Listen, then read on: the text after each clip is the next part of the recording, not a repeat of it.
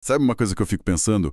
Como é que a gente sabe, de verdade, se um programa social funciona? É a pergunta de US$ 1 milhão, né? É, porque a gente ouve o tempo todo aquela expressão: ah, isso aqui é baseado em evidências. Vira um carimbo, quase. Uma garantia de qualidade. Exato, mas o que isso realmente significa na prática? E se o jeito que a gente está medindo esse sucesso, na verdade, estiver escondendo o mais importante? Interessante. Hoje a gente vai mergulhar fundo no material sobre inovação no desenvolvimento da primeira infância e olha, as fontes que a gente analisou desafiam completamente essa forma tradicional de avaliar o impacto das políticas sociais. A proposta é bem provocadora mesmo. Então, a nossa missão aqui vai ser entender por que esse método do efeito médio, que é o padrão hoje, pode estar mais atrapalhando do que ajudando. E qual seria a alternativa, né? Exato, a gente vai explorar uma abordagem que parece menos com um carimbo e mais com, sei lá, uma plataforma de pesquisa e desenvolvimento, que busca entender não só se algo funciona, mas para quem funciona. E, mais importante, por quê? Ok, vamos desmontar essa ideia. Acho que vale a pena. Para começar, vamos tentar visualizar o modelo de hoje. É bem simples, na verdade. Pensa num gráfico. Certo. Imagina uma linha horizontal bem no meio. Essa linha é o ponto zero, o nenhum efeito. Se nada mudou, você está ali. Ok, a linha de base. Isso. Agora, cada pessoa, cada família que participa de um programa vira um pontinho nesse gráfico. Se o ponto dela está acima da linha, ótimo, impacto positivo. Melhorou de vida. Se está abaixo da linha, o impacto foi negativo. A coisa piorou. E se está na linha, ficou tudo na mesma. Simples até aqui, né? Sim, bem visual. Aí vem a mágica da estatística. O método atual pega todos esses pontos, os que melhoraram muito, os que ficaram na mesma, E até os que pioraram. joga tudo num liquidificador e calcula uma média. Se essa média geral for positiva e estatisticamente significativa, pronto. Missão cumprida. Missão cumprida. O programa ganha o selo de baseado em evidências e entra na lista de boas práticas para ser replicado. Fim da história. Só que não é o fim da história, né? Pois é. É aí que fica bem interessante. Porque, e aqueles pontos que ficaram lá embaixo? As famílias para quem o programa foi ruim? E os pontos que foram lá pra cima? Os sucessos espetaculares. Exato. A média paga tudo isso. Ela nivela todo mundo por um resultado que, na prática, pode não representar a experiência de quase ninguém. E o que é fascinante e até um pouco assustador é que essa média não é só uma resposta incompleta. Ela pode ser uma resposta perigosa. Perigosa como? Ela nos dá uma falsa sensação de segurança, a gente celebra o sucesso e, no processo, a gente torna invisível quem ficou para trás. O modelo não incentiva a gente a perguntar por que funcionou tão mal para aquele grupo. Nem o contrário, né? Nem o contrário. A gente não olha para os sucessos extremos e pergunta o que deu tão certo aqui que a gente pode aprender a replicar. A gente perde a chance de aprender com os extremos. E é justamente aí, é nos extremos que a verdadeira inovação acontece. Entendi. A média, então, ela achata a realidade. Se a pergunta, o programa funciona em média, é a pergunta errada, qual é a certa, então? Para quem funcionou, sob quais condições e por quê? Nossa, são 4 perguntas em uma. Exato. É uma mudança de paradigma. A gente sai de uma lógica de tamanho único, sabe? Como se existisse uma pílula mágica para todo mundo, e entra numa lógica de precisão, quase uma medicina personalizada. Isso soa muito mais inteligente, sem dúvida. Mas também muito mais difícil. É uma mudança radical, não é? Parece que, em vez de só aplicar programas, a gente passaria a investigar o tempo todo. É isso? Uma espécie de laboratório social contínuo? Exatamente. A palavra é essa, laboratório. A proposta é trazer uma mentalidade de pesquisa e desenvolvimento, o famoso P&D que a gente vê em tecnologia, em farmácia, para dentro do setor social. E o objetivo muda? Totalmente. O objetivo não é mais achar o melhor programa e escalar para milhões. O objetivo vira construir um portfólio de estratégias. Um portfólio? Como assim? A gente identifica um sucesso, entende por que deu certo e tenta usar essa estratégia em contextos parecidos. E, onde não funcionou, a gente não fica insistindo no erro. A gente volta para a prancheta e desenha outra coisa para aquele grupo específico. Ok, vamos trazer isso para a prática. Na teoria, é incrível. Mas eu já estou ouvindo a objeção de um gestor público, sabe? Com orçamento apertado. Sei bem. Ele vai dizer, olha, eu não tenho tempo nem dinheiro para fazer P&D. Eu preciso de uma solução para ontem. Como é que você responde a isso? É uma objeção muito real. É uma objeção justíssima. E a resposta é um contraponto. O que a gente faz agora é que é caro e ineficiente. Desenvolve isso. Pensa no desperdício. A gente aplica um programa de milhões de reais que tem um efeito médio pequeno. Na prática, a gente está gastando uma fortuna para ajudar um pouco algumas pessoas, não ajudar em nada outras e até piorar a vida de uma minoria. Visto por esse ângulo. Se a gente conecta isso a um quadro maior, essa abordagem de P&D é um investimento.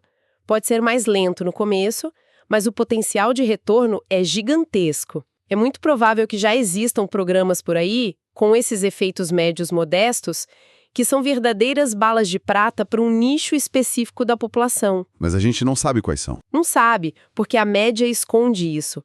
Encontrar esses tesouros escondidos e direcionar para o público certo, essa é a utilização de recursos mais inteligente que a gente poderia fazer. Faz todo sentido. É como ter uma chave que abre uma porta específica, mas a gente fica tentando usar em todas as portas do corredor. Perfeito, é isso mesmo. E isso me leva a outro ponto que o material traz, que é o problema dos programas abrangentes. Aqueles que tentam fazer de tudo um pouco, sabe?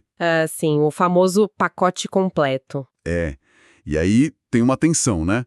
De um lado, o gestor ouve abrangente e já pensa caro, complexo, impossível de gerenciar. O olho revira na hora. E do outro lado, o profissional que está lá na ponta, no dia a dia com as famílias, ouve abrangente e pensa, finalmente, algo que entende que os problemas são conectados.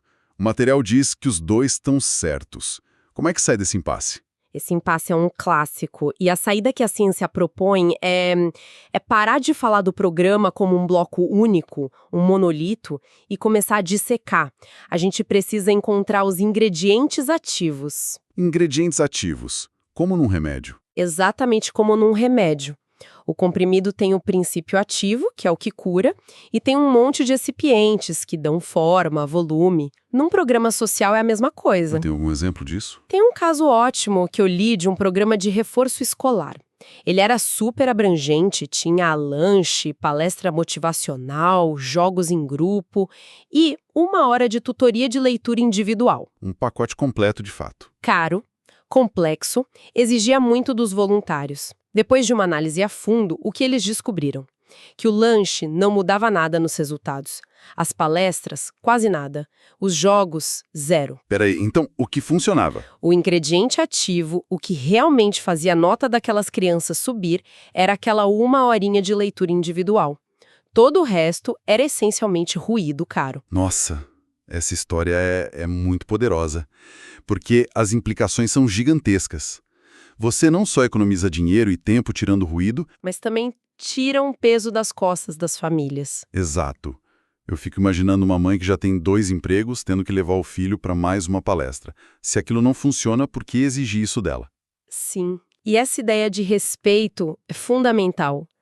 Simplificar, focando no que realmente importa, é dizer para aquela família: a gente confia em você. A gente não vai te sobrecarregar. A gente vai te dar a ferramenta mais afiada que a gente tem para resolver o problema X. Isso muda completamente a relação. E como isso se aplica na prática? A partir daí, surge uma ideia muito prática, muito elegante: a abordagem modular. Modular? Tipo peças de Lego? Isso, perfeito. Pense em peças de Lego. Em vez de chegar numa escola ou num posto de saúde e dizer: parem tudo, esqueçam sua experiência, adotem este meu programa novo de 200 páginas. Que é o que geralmente acontece. É o que acontece. Em vez disso, a gente poderia oferecer módulos. O sistema local diz: olha, nosso maior desafio aqui é o envolvimento dos pais na lição de casa. E a gente responde: ótimo. Nós temos aqui um módulo de comunicação com os pais, baseado em evidências, testado, que vocês podem encaixar no trabalho que já fazem. É uma inovação muito mais colaborativa, então. E muito menos disruptiva, você constrói a partir do que já existe. Ok. Então o cenário que está se desenhando é esse. A gente para de olhar para a média, começa a investigar o que funciona para quem, caça os ingredientes ativos e oferece eles de forma modular. Para fazer tudo isso acontecer, não basta uma planilha nova. Precisa de uma mudança de cultura, né? Uma mudança profunda de cultura. É preciso criar um espaço seguro para a inovação, um lugar onde se pode testar ideias baseadas em ciência, onde o erro não é punido, mas é visto como aprendizado. A famosa mentalidade do falhar rápido do Vale do Silício. Exato. E onde os acertos são rapidamente identificados para receber mais investimento. Mas aí a gente volta para aquela questão da responsabilidade. Não dá para falhar rápido com a vida de uma criança em situação de vulnerabilidade. Como é que se equilibra a necessidade de inovar com a obrigação de proteger? Essa é a tensão central, é o coração do problema. E a proposta das fontes é muito pragmática. E qual é? Essa cultura de P&D não pode e não deve ser implementada em todo o sistema de uma vez. Seria irresponsável. A ideia é criar um segmento protegido. Um segmento protegido. Tipo uma incubadora dentro do governo. É uma boa analogia. Uma área separada, com financiamento próprio, com autonomia e com a missão específica de fazer essa pesquisa e desenvolvimento. Existe um paradoxo aqui que o material articula muito bem. Que é? Por um lado, a gente não pode se dar o luxo de apostar recursos preciosos e o bem-estar de crianças em ideias não testadas. Mas, por outro lado, a gente não pode se dar o luxo de não desenvolver intervenções muito melhores e mais eficazes do que as que a gente tem hoje. Porque as que a gente tem, já sabemos que não são ótimas. Exato. As que a gente tem já sabemos que têm resultados medíocres. Ficar parado também é uma aposta. E é uma aposta que a gente já sabe que não está dando muito certo. E quem lidera uma mudança desse tamanho? São os cientistas? Os políticos? Quem? Ninguém sozinho. E essa é talvez a parte mais importante. A solução não está num único grupo. A palavra-chave que usam é liderança distribuída. O que isso quer dizer? Quer dizer que é preciso sentar na mesma mesa, com o mesmo poder de voz, o conhecimento rigoroso da comunidade científica, Certo. a experiência prática, que é insubstituível, dos profissionais da linha de frente.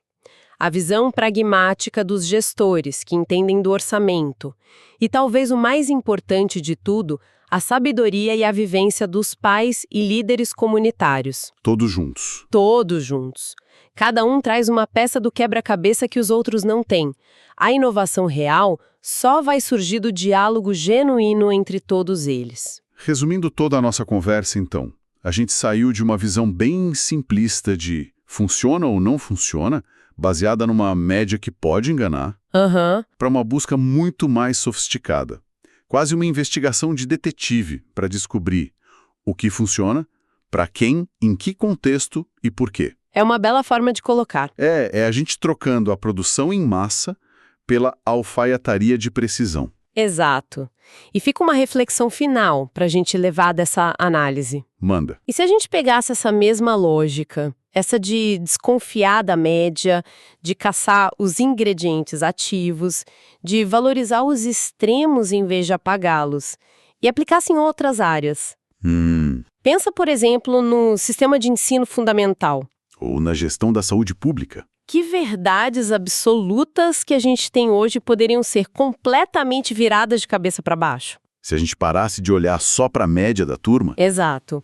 E começasse a investigar a fundo por que alguns alunos disparam e por que outros afundam, mesmo estando na mesma sala de aula. O que será que a gente poderia descobrir?